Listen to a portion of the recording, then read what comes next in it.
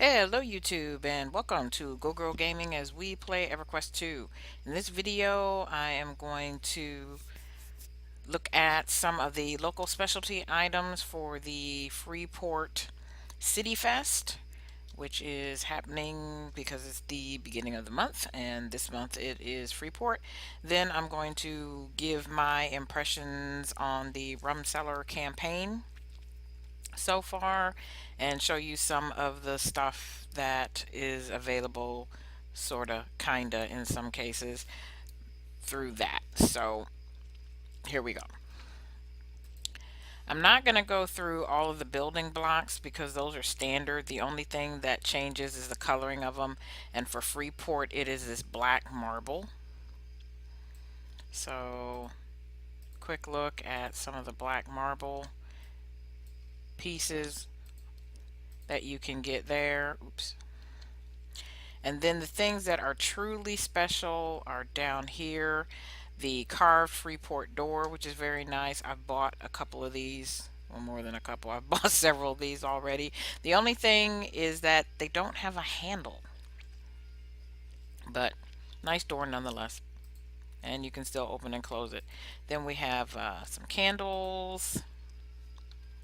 The decorative banner, which I'm definitely going to buy because I have a couple of I have a tune. I now have a tune that is Sarnak that has made their home, of course, in Gorwin. And then I also have a Free Blood now that is in Neriac because she's a necromancer, and you can't feel more at home as a necromancer than in Neriac.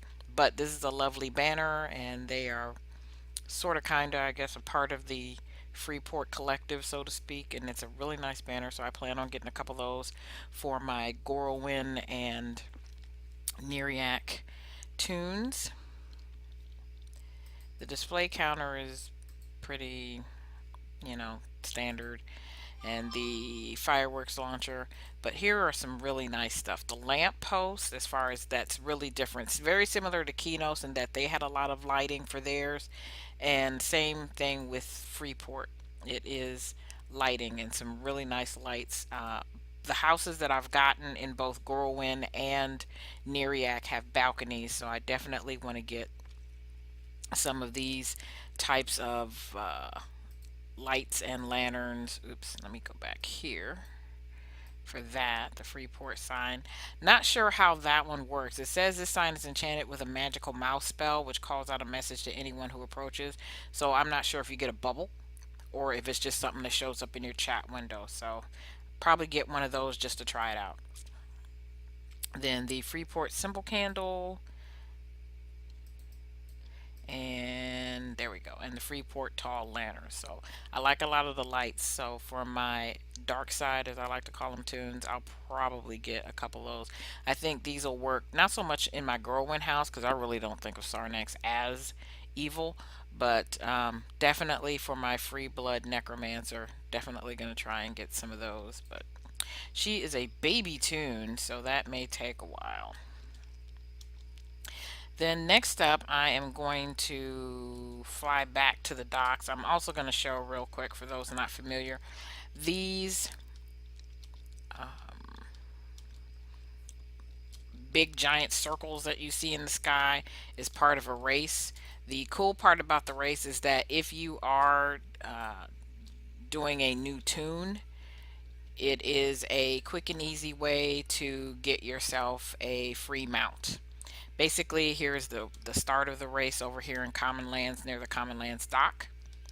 And if you run the race 5 times, you will get a ground mount reminiscent of the Starship Enterprise for free just by running the race 5 times. Also, if you run this race 5 times, or not 5 times, if you run it under, I believe it's 120 seconds, you get, or 120 seconds or less, you will get the title of Portal Jumper.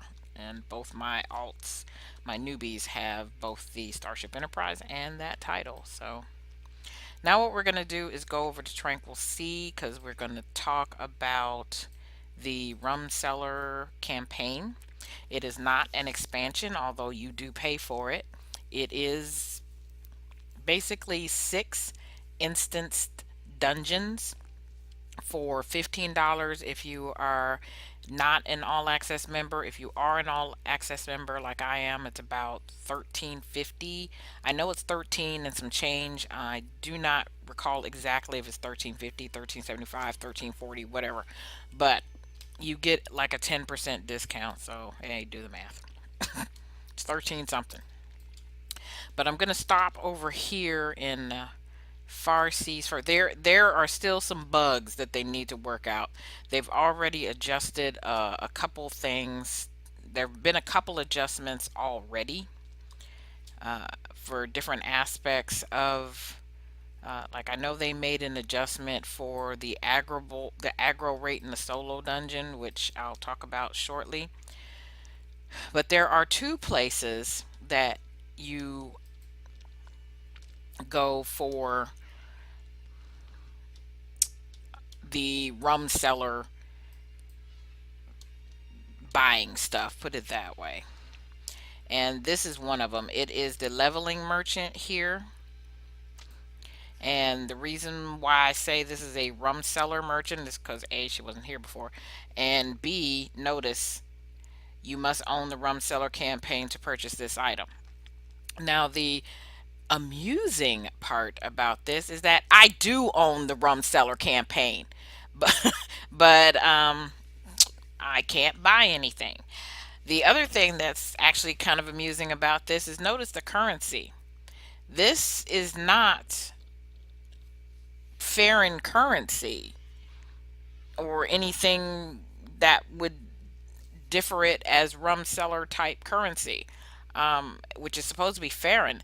This is draconic edema, which you get from a completely different expansion. Well, maybe not expand. I think it actually is a different expansion, but nevertheless, you get it from a completely different source of dungeon running.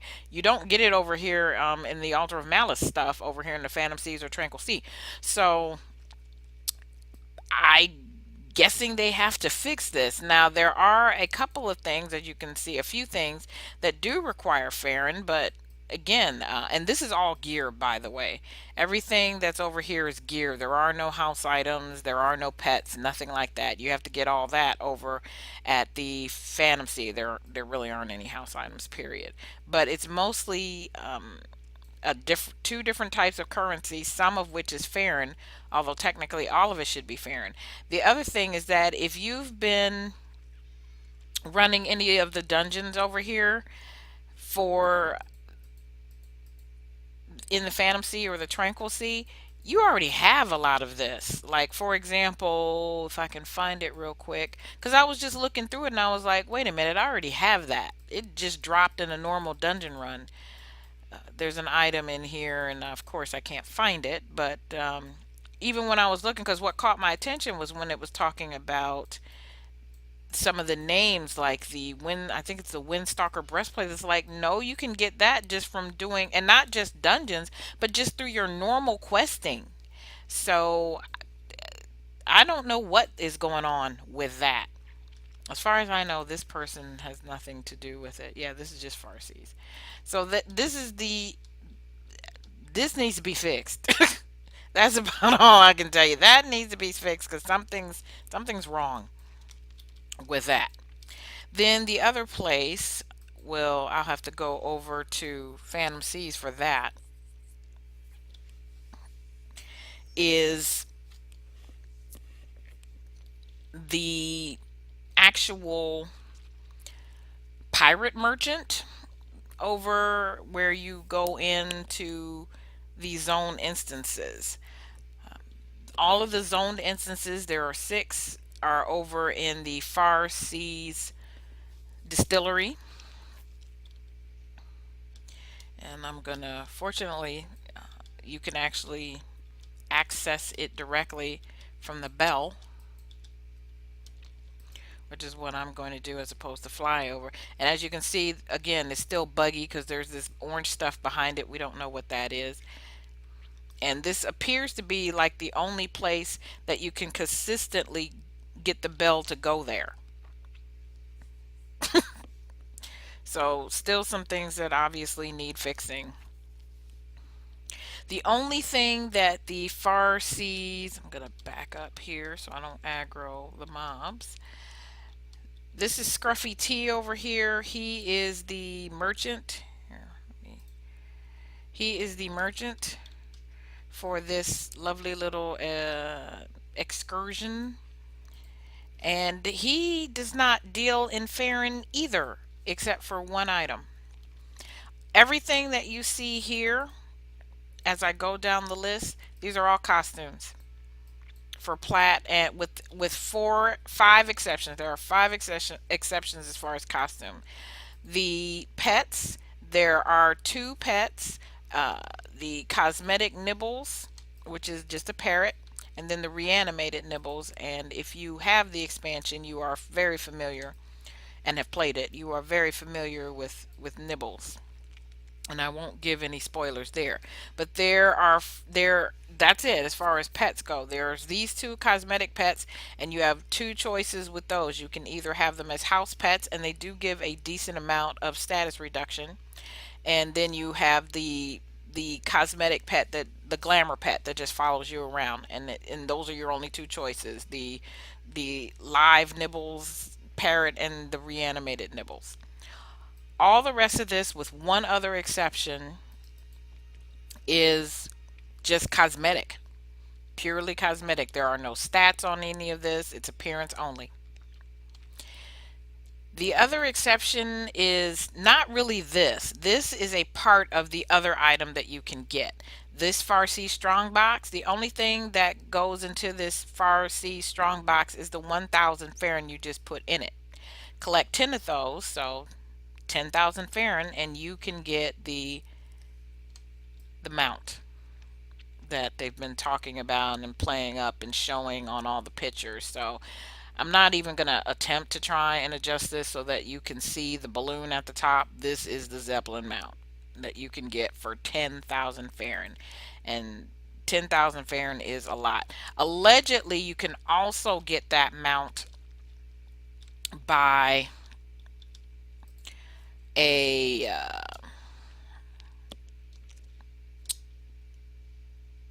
collectible going through the dungeons, but I don't know which dungeons it is. I can tell you, at least from what I've experienced, what dungeons they are not, and that is the initial solo dungeon that you do for the beginning of this quest. And by the way, you don't have to do it, but it's what the story is based on.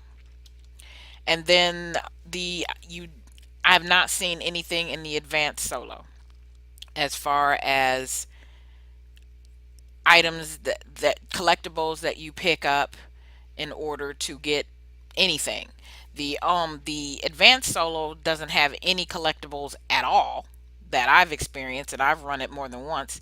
And the solo has collectibles in it, but nothing related to the Zeppelin mount.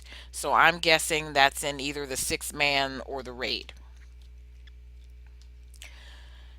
As you can see, these pirates are aggroable when you first come here. They are not.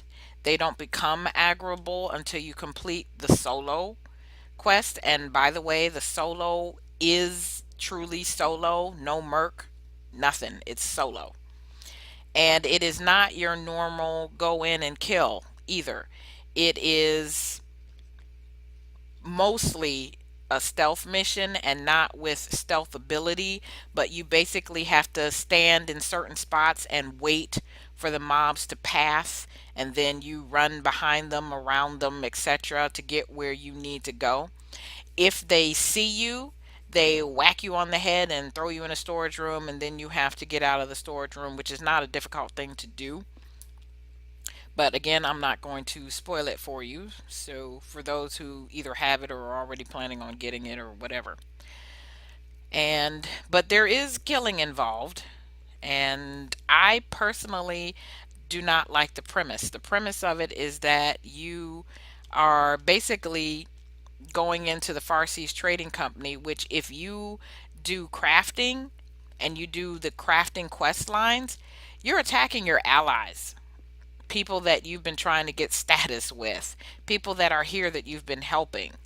And you are going in, attacking, blowing up their stuff, destroying their stuff, on the word of a pirate saying that there is nothing more dangerous than a sober pirate.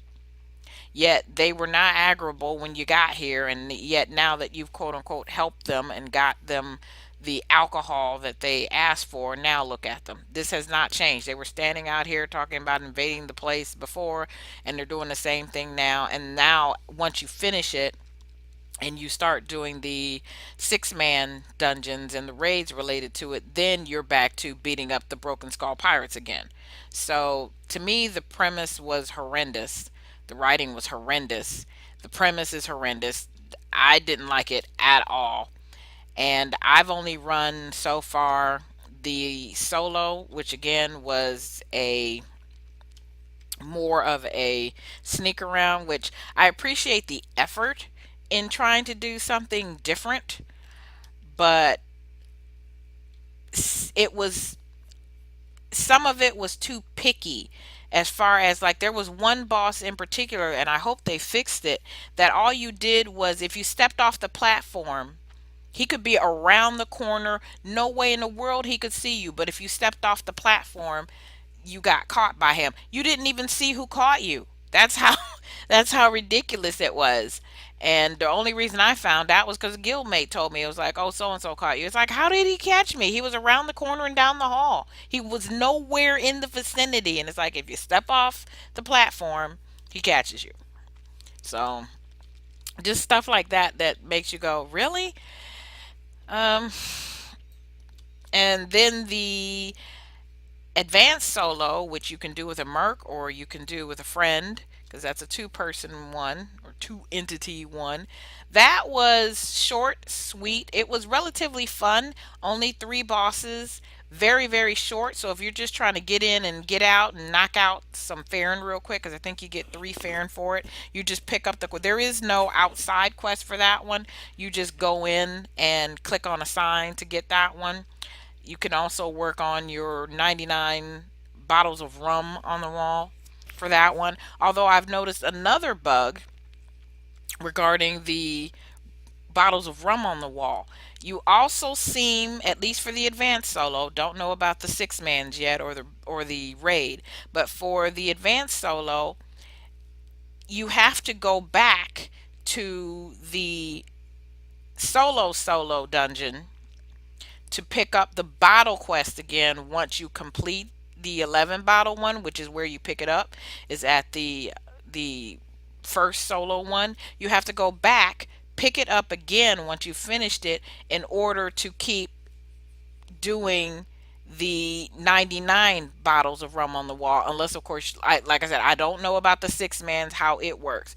But if, for example, you've only done or you're only doing the solo and the advanced solo, you have to go back to the solo to get that bottle quest again in order to keep doing the 99 bottle one. Otherwise it doesn't update. Found that out the hard way. So in my opinion, was it worth the $15? No, not by a long shot. But if you like running dungeons, there's 6 of them for you to run and get your Farron, and there are some nice drops.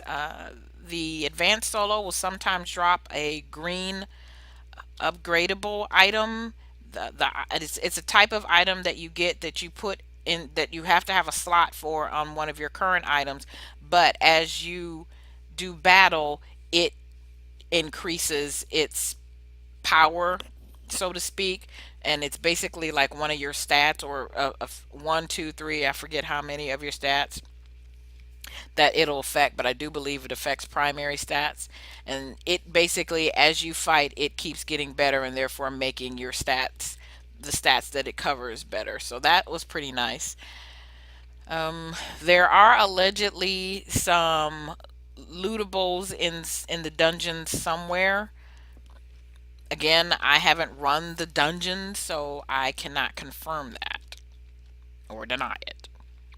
The last thing that I want to talk about regarding the Rum Cellar campaign really has nothing to do with the campaign itself, but rather the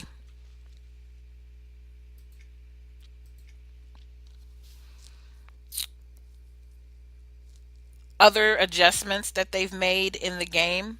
So, for example, which is why I decided to come here to show you real quick.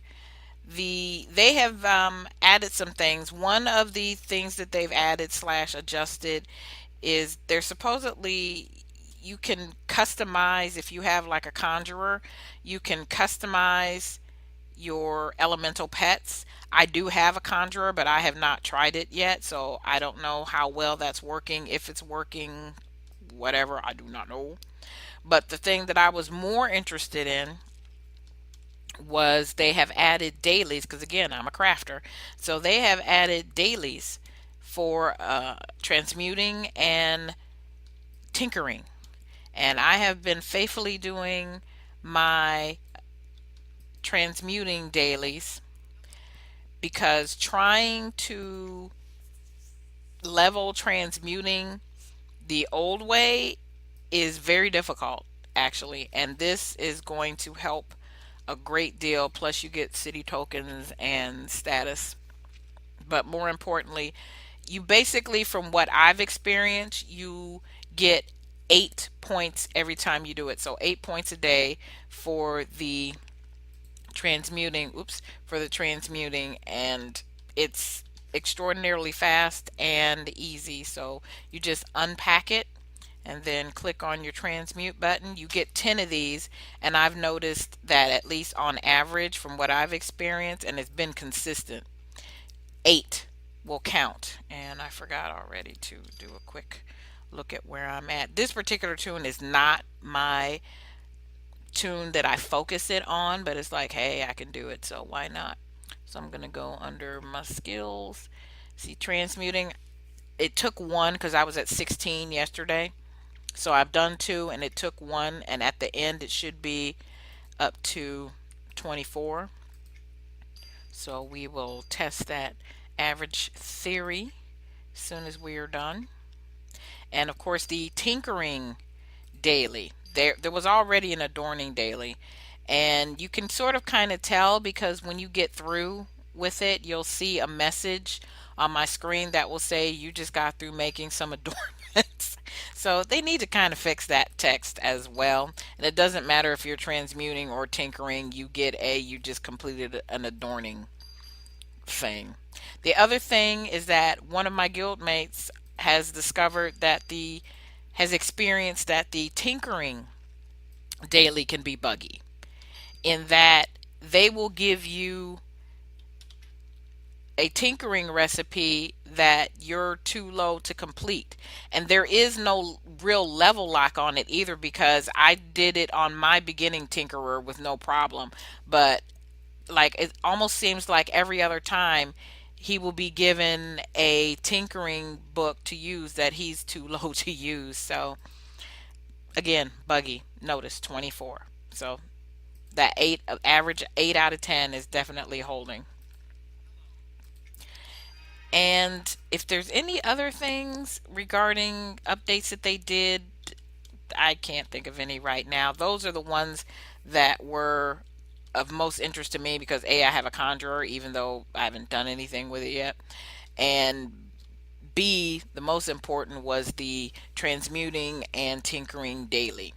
And those were not part of the Rum Cellar campaign itself, but it occurred. The update occurred at the same time of the Rum Cellar campaign, and also, as far as I know, still no duck mount. So that was also supposed to happen around the time of the Rum Cellar campaign, at least by sometime in April, and it's May, and as far as I know, there's still no duck mount. So there you have it. Please like, subscribe, tell a friend, and thank you ever so much for watching.